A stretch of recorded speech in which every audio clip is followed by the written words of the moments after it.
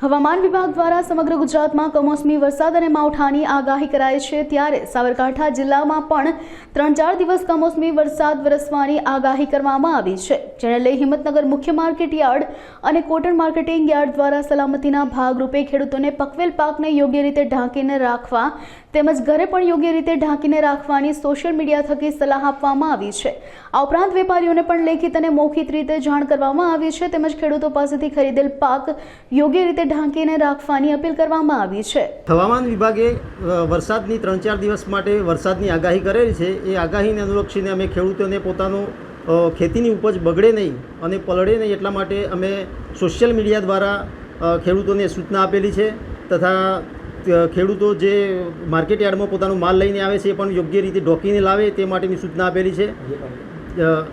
વેપારીઓને પણ અમે સૂચના આપેલી છે અને દુકાને જઈને પણ એમને સૂચના આપેલી છે। સોશિયલ મીડિયામાં પણ એમને સૂચના આપેલી છે કે ખેડૂતો પાસેથી જે તે માલ ખરીદે છે એ પલળે નહીં ને બગડે નહીં એ માટે એને સુરક્ષિત જગ્યાએ ઢોકીને રાખે એ માટેની સૂચના આપેલી છે।